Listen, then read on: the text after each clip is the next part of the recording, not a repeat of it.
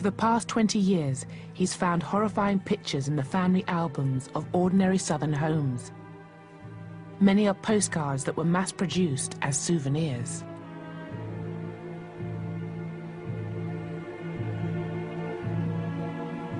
Some of these images were printed in the tens of thousands and sold for a dime or $1 a piece.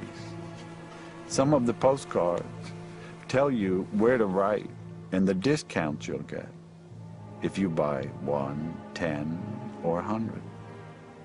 They were sold in drugstores and pharmacies. They were sold on the street. I purchased a photograph from a woman. The photographer sold them door to door. Her mother bought the image for $2.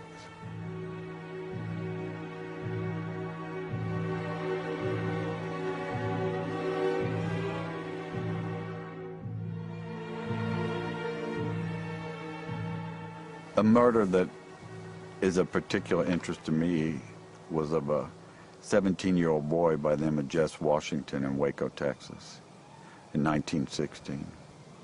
He was seriously mentally challenged.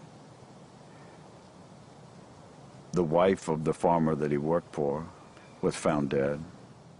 He was arrested. He was brought to trial. The trial took from 10 until 12.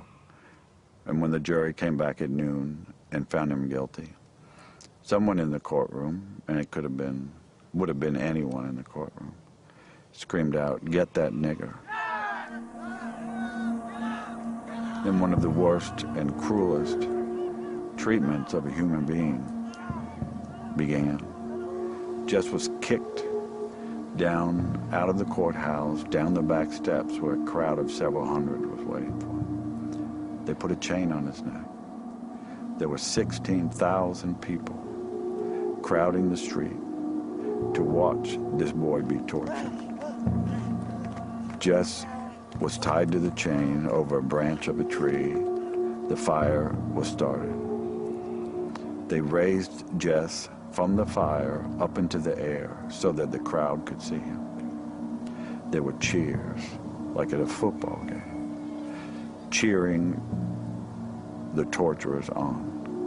When Jess tried to climb up the chains, hand by hand, they cut his fingers off one by one so that all he could do was slap at the chain. They lowered him back down in the fire. A man came up and castrated him. Another man kept a pole so that he couldn't crawl out of the fire. And time and again, they pulled him up to keep him from dying so that the crowd could be satisfied, until he finally died.